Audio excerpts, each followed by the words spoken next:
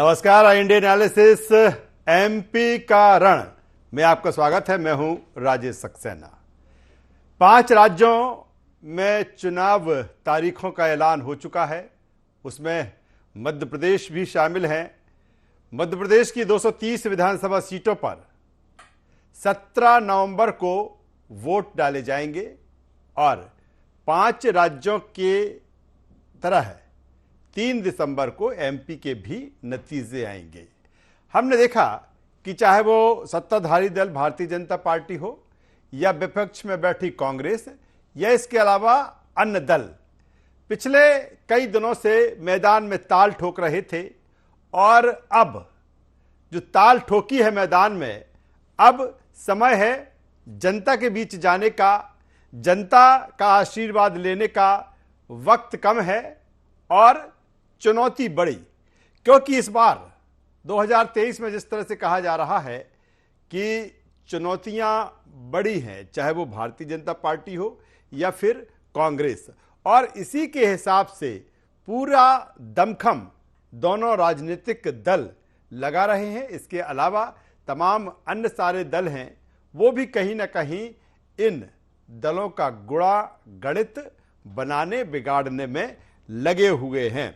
आज एमपी के रण में कौन से ऐसे मुद्दे रहेंगे, कौन सी ऐसी चीजें हैं, और यह कहा जा रहा है, तमाम तरह की जो राजनीतिक पंडित हैं वो कह रहे हैं कि 2023 का जो विधानसभा चुनाव है कई मायनों में अलग है। किस तरह से ये अलग है, इस पर भी चर्चा होगी। लेकिन पहले कुछ वर्जन हैं वो हम आपको सुना देते हैं, फिर इस अहम मुद्दे पर हम चर्चा करेंगे, एनालिसिस करेंगे।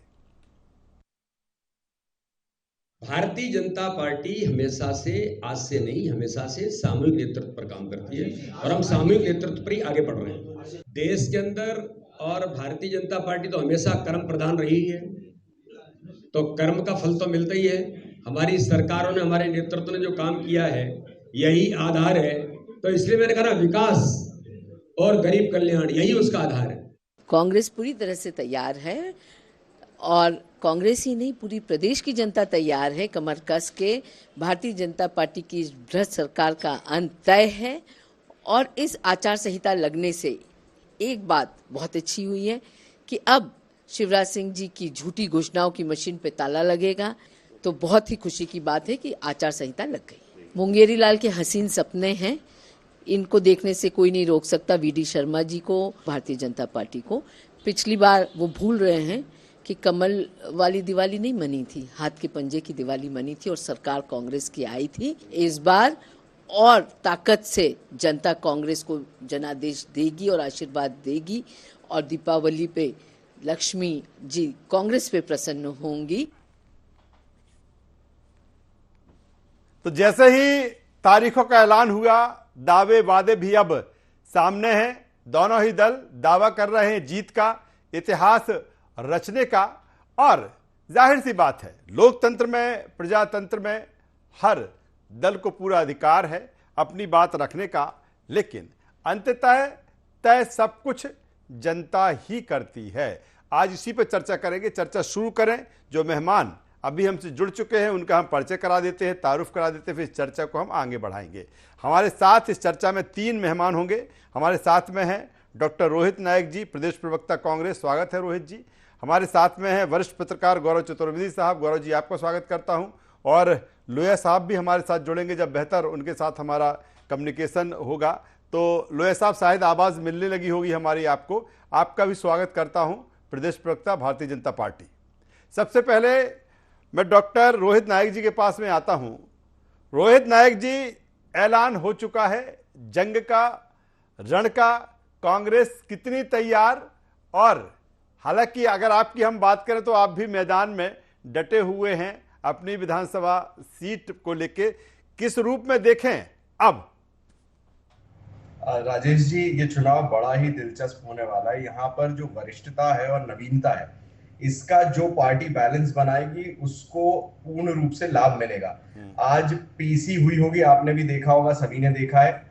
करीब करीब 60 लाख ऐसे वोटर्स हैं जो 18 से 19 वर्ष के हैं, फर्स्ट टाइम वोटर्स हैं। और करीब करीब 16 लाख ऐसे वोटर्स हैं जो तब्दीली और जो अभी नियम परिवर्तित हुए, नाम जुड़े हैं संशोधन के बाद जिनका नाम ऐड हुआ है। तो मुझे लगता है कि इन 5 राज्यों में मध्य प्रदेश को मिलाकर जिस तरह की जो वोटिंग पॉपुलेशन है वो ज्यादातर यूथ है, और वरिष्ठता मैंने इसलिए बोली क्योंकि सारे देखिए आप पहली पंक्ति के नेता वरिष्ठ हैं, और बीजेपी ने तो अपने राष्ट्रीय नेताओं को भी उतार दिया। मुझे ये लगता है कि जो बैलेंस बनाएगा उसको लाभ होगा, और मुझे ये भी लगता है कि भाजपा जिस तरीके से सिरफटौल अपनी राजनीति में उलझी है और कहीं केंद्र से नेतृत्व आ रहा है, ना चेहरा तय हो पा रहा है, हो सकता है शिवराज सिंह चौहान जी की टिकट कट जाए, तो इस तरह की स्थितियों में मुझे लगता है कि ये बैलेंस बना नहीं पा रहे हैं वरिष्ठता और नवीनता में। रोहित जी, आपने युवाओं की बात की, निश्चित तौर पर अगर बात की जाए युवाओं की तो 18 से 19 आयु वर्ग का जो वोटर है तकरीबन जो आंकड़ा जाता है वो 30 लाख के आसपास होगा। मुझे लगता है जो 20 से 29 साल तकरीबन 1,41,00,000 के आसपास। मैं आपसे मेरा सीधा सा सवाल इस बात को लेकर है कि कांग्रेस की कौन सी ऐसी चीजें जिससे लगता है कि जो युवा वोटर है वो आपकी तरफ आकर्षित होगा? सीधी बात है राजेश जी, रोड मैप केवल ये है कि अभी निजी तौर पर व्यक्तियों को सामान्य जनसाधारण को कैसे लाभ पहुंच सके इस महंगाई और इस भ्रष्टाचार की सरकार से। अब आज की तारीख में आप चुनाव आते कुछ भी घोषणा करें, लेकिन लाभ अगर आप चाहते तो पहले पहुंचा सकते थे। बेरोजगारी जो दर है उसके लिए इंडस्ट्रियलाइजेशन जरूरी है। आप बिना रिफाइनरी में एक प्लांट ऐड करके ये बोलें कि हमने रोजगार उन्मुखी काम कर दिया, तो ये थोड़ी उचित होगा, क्योंकि जिस तरीके से बेरोजगारों की दर बढ़ रही है आपको इंडस्ट्रियलाइजेशन करना पड़ेगा। तो एक विजन की आवश्यकता है। चलिए रोहित जी, युवा है, युवा की बात कर रहे हैं और देखना होगा कि युवा 2023 में किस ओर आकर्षित होता है। लोया साहब के पास में आऊंगा, ब्रज गोपाल लोया साहब, प्रदेश प्रवक्ता भारतीय जनता पार्टी। स्वागत करूंगा लोया साहब आपका। और सीधा सा सवाल सर, कौन से ऐसे मुद्दे होंगे, हालांकि आपके प्रदेश अध्यक्ष कह रहे हैं कि हम कर्म प्रधान हैं, कर्म पर विश्वास रखते हैं और उसी का फल हमें मिलेगा? देखिए राजेश जी, भारतीय जनता पार्टी के चुनाव में 2 बड़े स्पष्ट मुद्दे हैं। एक है मध्य प्रदेश का विकास और दूसरा है मध्य प्रदेश में हुआ जन कल्याण। जन कल्याण का अभूतपूर्व काम मध्य प्रदेश में हुआ है और विकास का भी हुआ है। एक समय था जब अंधकार में डूबा प्रदेश था, आज मध्य प्रदेश सरप्लस स्टेट है इलेक्ट्रिसिटी में, और ऐसे सैकड़ों काम, चाहे मध्य प्रदेश का सड़क का इंफ्रास्ट्रक्चर हो, चाहे मेडिकल कॉलेज हो, चाहे इंजीनियरिंग कॉलेज हो, चाहे मेडिकल फैसिलिटीज हो। मध्य प्रदेश देश का पहला राज्य था जिसमें बेटियों के कल्याण की योजनाएं प्रारंभ हुई, चाहे मुख्यमंत्री कन्यादान योजना, चाहे लाडली लक्ष्मी योजना और चाहे लाडली बहना योजना। मध्य प्रदेश अकेला ऐसा राज्य था जहां 6,000 रुपए माननीय प्रधानमंत्री जी की किसान सम्मान निधि के मिलते थे, उसके साथ 6,000 माननीय मुख्यमंत्री जी की देने का काम करते थे। ये सर्वहारा वर्ग का कल्याण हुआ है, मध्य प्रदेश का विकास हुआ है। मध्य प्रदेश में औद्योगिक और शिक्षा के क्षेत्र में अभूतपूर्व कार्य हुए हैं और पूरा माहौल बदला है, परिदृश्य बदला है। और मध्य प्रदेश के इंफ्रा की हम बात करें तो अभी थोड़े दिन पहले आपको मालूम है कि जिस तरह भोपाल और इंदौर में ट्रायल रन मेट्रो का शुरू हुआ, आप याद करिए मध्य प्रदेश की जनता ही कुछ भूलती नहीं है। एक समय यह था कि कांग्रेस पार्टी द्वारा यह कहा गया था कि मध्य प्रदेश में मेट्रो की आवश्यकता नहीं है, उपयोगिता के विरुद्ध काम हो रहा है। एक बात और कहता हूं, जो हम 5 वर्ष करते हैं सरकार के दौरान, उनकी परीक्षा देने का समय है चुनाव। 17 नवंबर को मध्य प्रदेश की जनता तय करेगी कि किसने जल कल्याण। चलिए, जनता तय करेगी, बिल्कुल लोकतंत्र में जनता ही सब कुछ होती है, जनता ही तय करेगी। सीधे मैं गौरव चतुर्वेदी साहब के पास में आता हूं। गौरव चतुर्वेदी साहब, तारीखों का ऐलान हो चुका है, सीधा समझना चाहूंगा आपसे, लगातार ये बात लंबे समय से हो रही है कि कई मायनों में 23 का जो चुनाव है अलग होगा। तमाम सारे इलेक्शन आपने देखे हैं, कवर किए हैं, क्या लगता है किस तरह से अलग होगा 23 का ये इलेक्शन? देखिए, मध्य प्रदेश में लंबे समय से भारतीय जनता पार्टी का राज रहा है, और चूंकि केंद्र में भी अब 10 साल सरकार को होने जा रहे हैं, तो डबल इंजन की जो सरकार थी उसके जन कल्याणकारी कामों का, सफलताओं का जनता के ऊपर क्या प्रभाव पड़ता है। चुनाव सीधा सीधा इसी पर आधारित होगा, इससे अलग हटकर चुनाव नहीं होगा जी, क्योंकि सोशल मीडिया का इन्फ्लुएंस बहुत ज्यादा हो चुका है। इसलिए अब आम मतदाता दिन ब दिन जागरूक होता जा रहा है, और जो उसकी आवश्यकताएं हैं, कोविड के बाद का चुनाव, पहला चुनाव है मध्य प्रदेश में,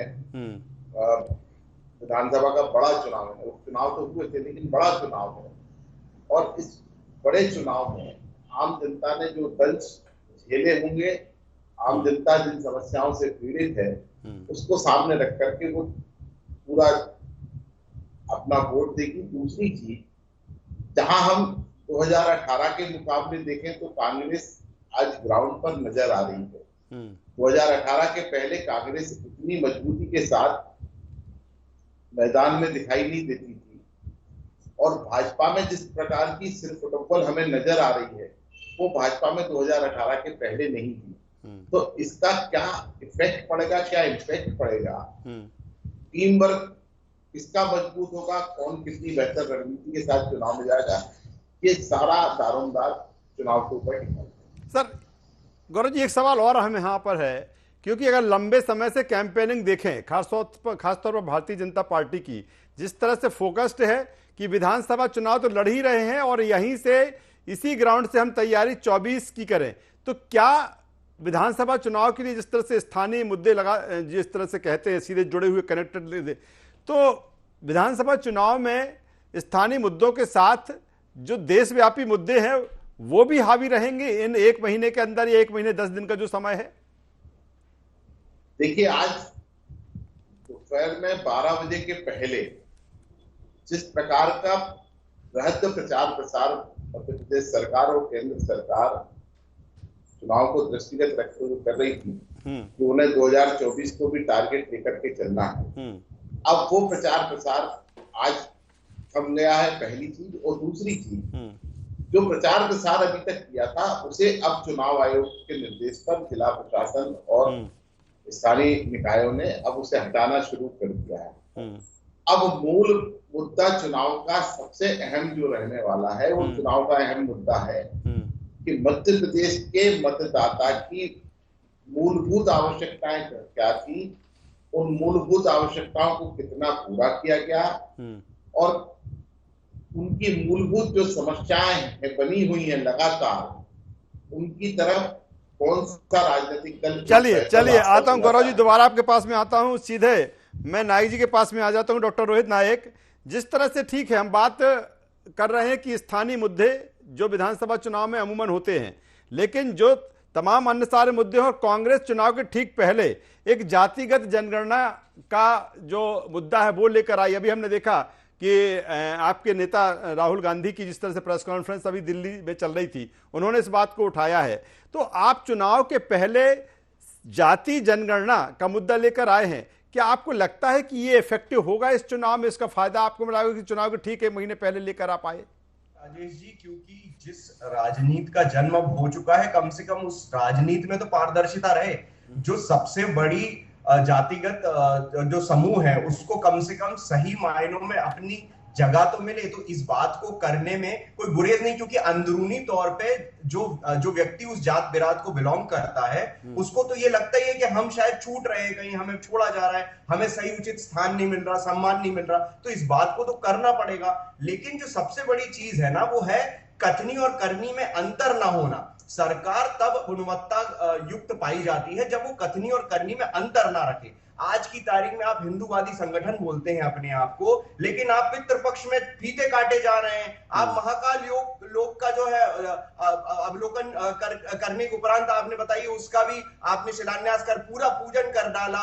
तो अब अगर इस तरीके की आप घटनाक्रम होते हैं, अभी बताइए वीडी शर्मा जी बोल रहे थे, अब अगर हमारे हिंदू माइथोलॉजी में माना जाए तो यदि श्री कृष्ण ने ये कहा कि स्थित प्रज्ञ के लिए सबसे महत्वपूर्ण ये है कि कर्म को प्रधान रखना, लेकिन कर्म से फल की इच्छा ना करना। लेकिन वो कह रहे हैं कि हम कर्म करते हैं और फल की इच्छा करते हैं तो हमें तो फल मिलेगा। आप एक तरफ या तो, और अगर आप कर रहे थे कर्म तो आप जनता के लिए करते ना।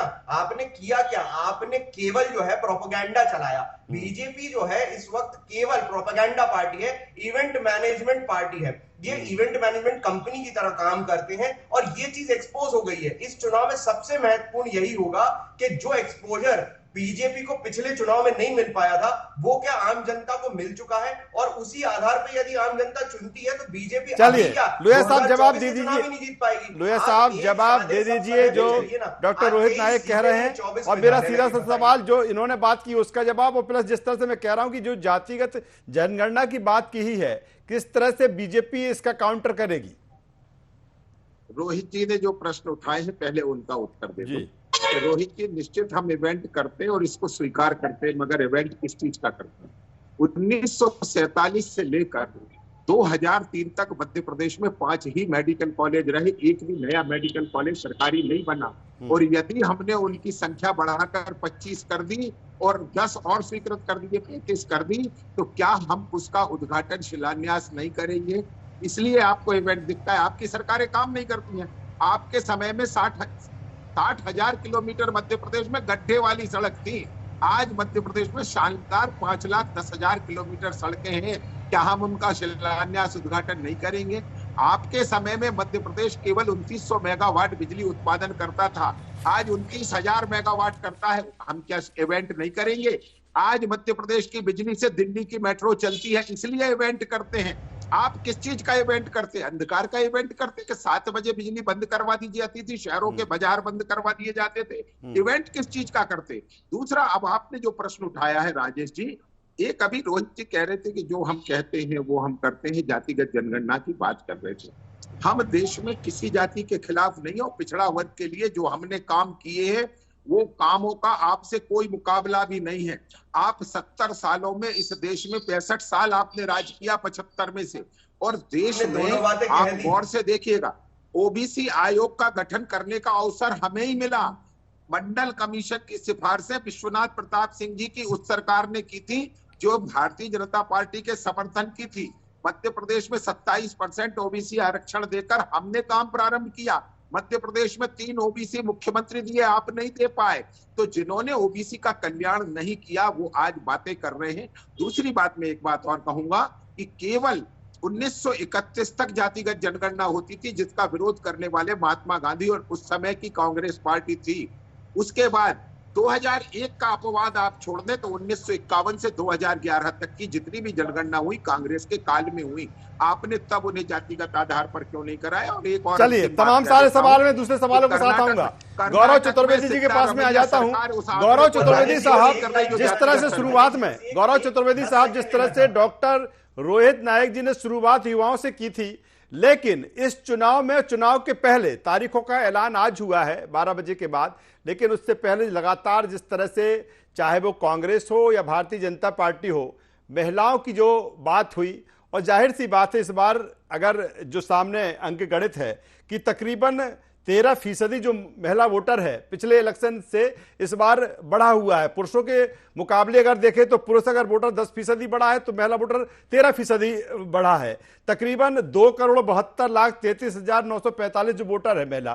क्या लगता है कि महिलाओं पर जिस तरह से फोकस है कि ये गेम चेंजर होने वाला है ये वर्ग? नहीं, स्वाभाविक तौर पर गेम चेंजर होगा, क्योंकि जब किसी भी महिला को, एक बड़े समूह को टारगेट करते हुए जब लोकहितकारी जन कल्याणकारी योजनाएं दोनों राजनीतिक दल बना रहे हैं, तो उनका पहला टारगेट तो महिला है, क्योंकि आधी आबादी है महिलाओं। युवाओं का भी महत्व है, वो पहली बार वोट करने जाएंगे, लेकिन कितना समझ पाते हैं, कितना महसूस कर पाते हैं कि सरकारें या विपक्षी दल हमारे साथ कैसा व्यवहार करेंगी, वो उसके ऊपर डिपेंड करेगा। लेकिन जो क्योंकि महिला है, अगर हम बात करें लाडली बहना योजना की या नारी सम्मान योजना की, तो यहाँ सीधा उनके खाते में एक बड़ा अमाउंट जाने वाला है, तो वो उसको दृष्टिगत रखते हुए अपना मैंडेट देने का काम करेंगे। जी चलिए लोहिया साहब, ठीक है, जिस तरह से उसी पर आ जाते हैं, उसी मुद्दे को लेकर के, मुझे लगता है कि अब जब इस मुद्दे पर बात होती है तो आप लोगों को भी बात करने में बेटर लगता है। मैं आऊंगा, रोहित जी आऊंगा। और लोहिया साहब, अगर बात महिलाओं की करें, जिस वोटर को लगातार आप टारगेट करते रहे हैं, जिस तरह से जो लाडली बहना के जरिए, भरोसा है कि आपकी तरफ शिफ्ट होगी? पहले तो राजेश जी आपको एक बड़ी रोचक तथ्य बताता हूं। एक समय था 2003 में मध्य प्रदेश में बेटियों की संख्या बेटों की तुलना में 1000 के पीछे 911 रह गई थी, वो संख्या बढ़कर 974 हुई है और उसका इम्पैक्ट दिख रहा है। आज मेरे मध्य प्रदेश में 9 ऐसी क्या विधानसभा ये दो वर्ग जो जिससे रोहित जी ने बात की थी, युवा और महिला, जो आप बात कर रहे हैं 41% से 51%, 41 से 51%, यही वो टारगेट दोनों है। को अलग अलग कर देता हूं, दोनों को अलग अलग कर देता हूं। शिक्षा का वातावरण युवाओं को वोट देने के लिए प्रेरित कर देता है और आत्मसम्मान की भावना बढ़ना, सुरक्षा की भावना बढ़ना महिलाओं को प्रेरित करता है। और इसीलिए आज महिला पहली बार 75 साल बाद राजनीति के केंद्र में है। युवा पर चर्चा हो रही है, 22 लाख युवा मतदाता बढ़े हैं इस बार। वो देखिएगा मध्य प्रदेश के अंकगणित को किस तरह बदलेंगे। आप देखिएगा कि किस तरह लाडली बहना और लाडली बेटियां और लाडली लक्ष्मी किस तरह बढ़ चढ़ कर मतदान में हिस्सा लेंगी। और हमें तो विश्वास है कि हमने अपना जो कर्म किया है, जो माननीय प्रदेश अध्यक्ष जी ने कहा है कि हम कर्म के आधार पर वोट मांगने जा रहे हैं, और मुख्यमंत्री जी ने कहा है कि ये दिवाली कमल वाली है, तो आने वाली दिवाली, चलिए ये दिवाली कमल वाली है और मुझे लगता है कि 55 दिन का समय है, और जब दीपावली के 5 दिन बाद ये जो वोटिंग है वो होना है। सीधे रोहित नायक जी के पास में आ जाता हूं। रोहित नायक जी, वो 41 से 51% के लिए उसमें ये भी शामिल है, उसमें युवा भी शामिल है, उसमें महिला भी शामिल है। 41% आपको भी वोट शेयर मिला था, इनको भी मिला था, कुछ हल्का सा ज्यादा था, सीटें इनकी कम थी। क्या यही वो वर्ग है जो आपको लगता है कि नहीं, हम इस तक अगर पहुंच गए तो हमारी वैतरणी पार हो जाएगी, लेकिन उन्होंने वहां पर देना शुरू कर दिया है, आप देने की बात कर रहे थे? देखिए, जितने बड़े रणनीतिकार बनते हैं राजेश जी, उतने बड़े रणनीतिकार हैं नहीं बीजेपी वाले।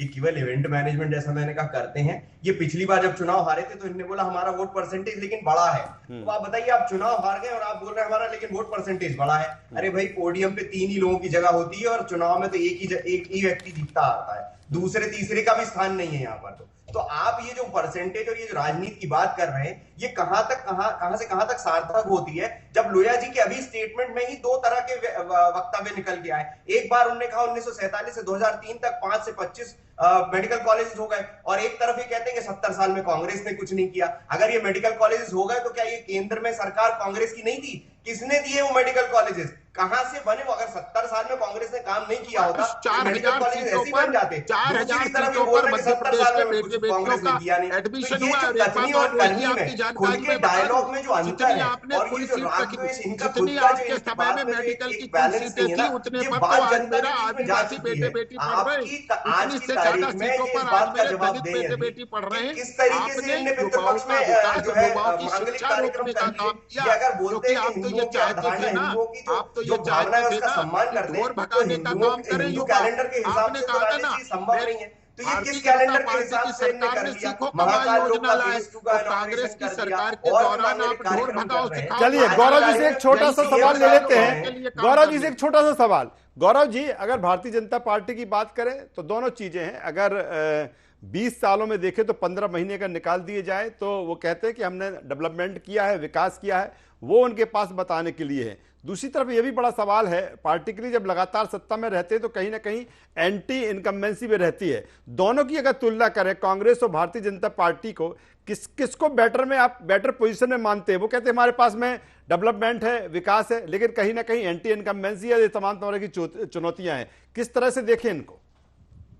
नहीं, देखिए, भारतीय जनता पार्टी ने विकास किया, इस बात से इनकार नहीं किया जा सकता है, लेकिन जो प्रशासनिक अराजकता, जो कानून व्यवस्था की स्थिति, जो बेरोजगारी, जो गरीबी, जो महंगाई और जो कोरोना काल के दौरान आम आदमी की परेशानी रही है, उसे उठा पाने में कांग्रेस कितनी सक्षम हो पाती है, इसको ध्यान में रखते हुए ही फैसला लेना पड़ेगा। जो भी जनता फैसला करेगी वो इन्हीं बातों को ध्यान में रखेगी। कोई बहुत आसान नहीं है कि भाजपा ने विकास किया तो भाजपा को चुनावी फतह मिल जाएगी, या कांग्रेस ने इनकी बात को उठा लिया तो इनको कांग्रेस को फतह मिल जाएगी। सवाल इस बात का कि आम जनता इसे कितने बेहतर तरीके से समझता है। और अगर हम 2000 चलिए, बेहतर बात गौरव जी कह रहे हैं, और लोकतंत्र में जनता ही जनार्दन है, वही सर्वोपरि है, उसका आशीर्वाद। मात्र 40,000 वोट ज्यादा थे कांग्रेस के, तो कोई बहुत अच्छी स्थिति नहीं थी। चलिए, तीनों मेहमानों का यहाँ पर धन्यवाद करूंगा, शुक्रिया करूंगा। तो रणभेदी बच चुकी है। 17 नवंबर को मध्य प्रदेश में विधानसभा चुनाव के लिए वोट डाले जाएंगे। 3 दिसंबर को इसके नतीजे आएंगे और तभी ये सामने होगा कि मध्य प्रदेश में सत्ता के सिंहासन में कौन काबिज होता दिख रहा है। लेकिन अब बारी जनता की है, वोटर की है कि वो किसको सर्वोपरि बनाकर सत्ता के सिंहासन तक पहुंचाती है। आईएनडी एनालिसिस में बस इतना ही। आईएनडी 24 पर खबरों का सिलसिला लगातार जारी है। आप बने रहिए हमारे साथ। नमस्कार।